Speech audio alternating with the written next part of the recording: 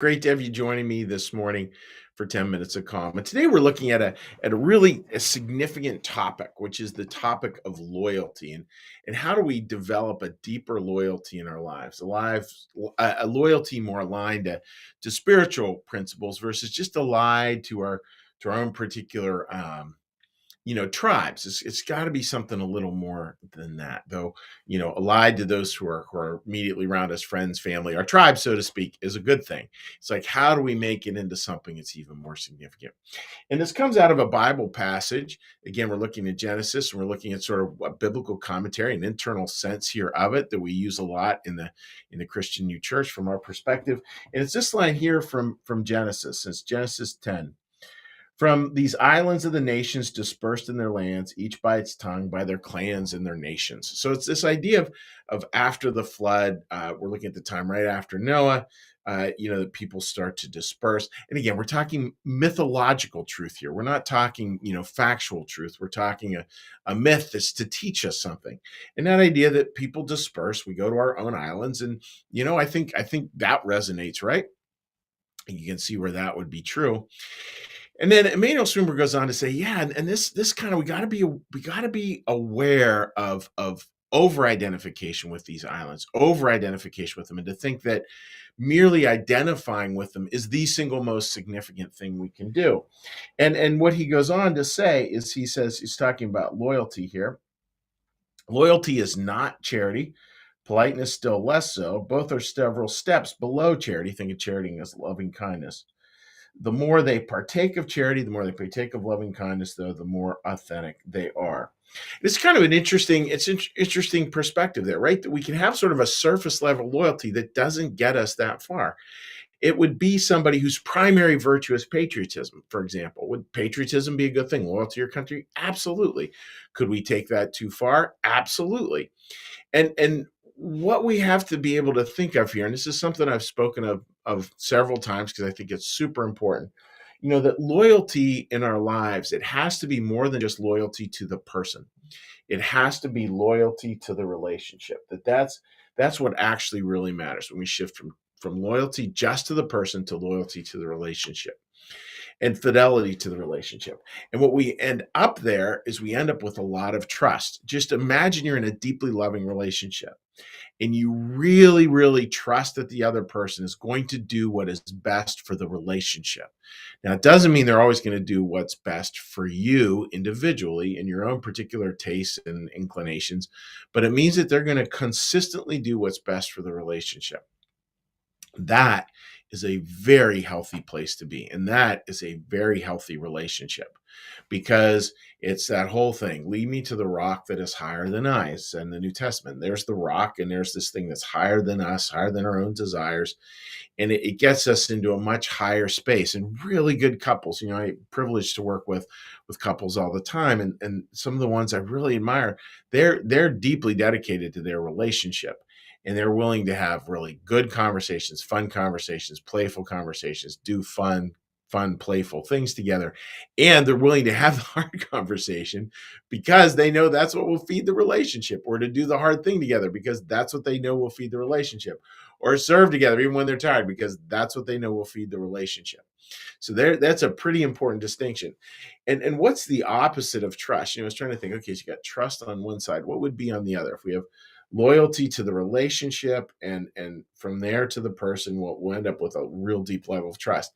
If it's just loyalty to the person, I think, and this is one possible way to look at it out of many, no doubt, one possible way to look at it is those kind of relationships that are over allied to a person, where it's really about just loyalty to a person, tend to be pretty drama filled. Now, what do I mean by that? One of the things that I have observed in myself and in other people is a pretty ugly human trait, which is when we're just trying to sort of buddy up to someone or just trying to connect to someone, it is so much easier to go the complaint and drama route. If we can complain, add some drama in there, it's a great way to sort of, in a fake way, to draw people in and to sort of have something that appears as loyalty, that appears as friendship, but is not. Just imagine somebody who, you're bringing them in, you're like, well, you're the only one who I can tell this to, but Can you believe she blah, blah, blah, blah, blah. When we're drawing people kind of into that conspiratorial tone, it's like, you have privileged information, and can you, the privileged information I'm giving you, can you believe they blah, blah, blah.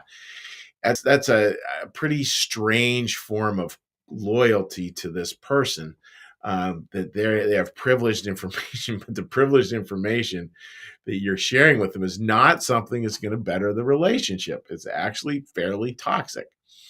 Now, does that mean you can't talk with friends around things that are difficult? Absolutely, you can talk with friends about things that are difficult. Sometimes it's better to talk to them and help them kind of get you to see through it versus just living in the drama of it.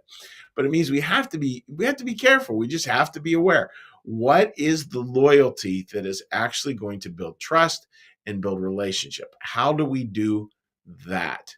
And how does that look, and how does that move forward in the world? That's what we're talking about here.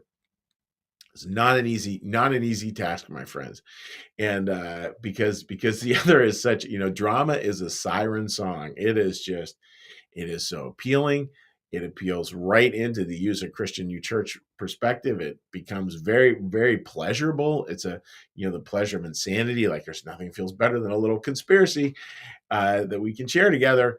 And that idea that you're an insider and everyone else is an outsider, it's the human bit. And again, he who lives in glass houses should cast no stones, right? And I can do that with the best of them.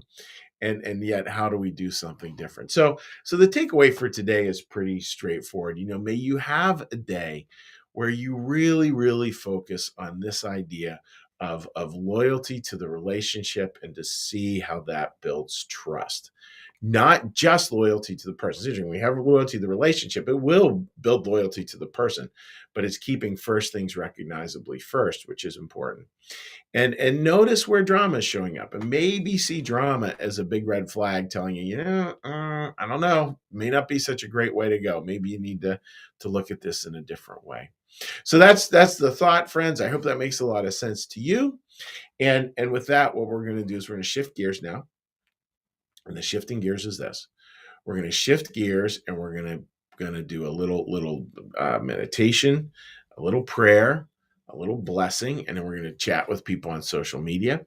Before we do that, I do feel like I want to offer my apologies that we weren't able to do this yesterday. It streamed, but there was something wrong on Vimeo, so I got through the whole thing, and voila, there was nothing. So my apologies for that.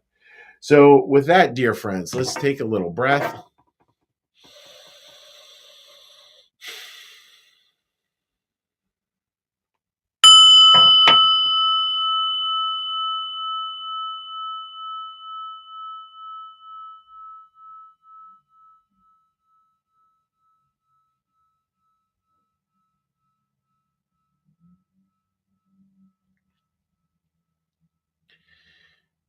Be still and know that I am God.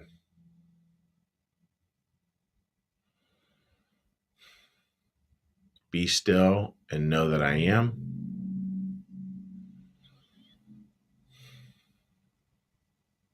Be still and know that I.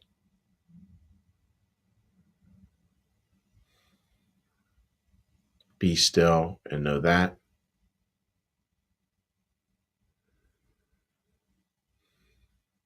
Be still and know.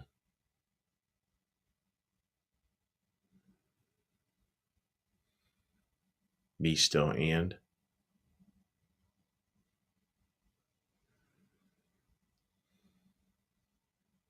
Be still.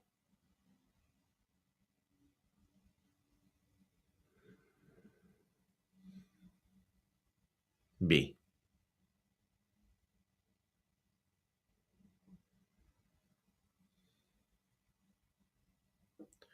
Our Father, who art in the heavens, hallowed be thy name. Thy kingdom come, thy will be done, as in heaven, so upon the earth.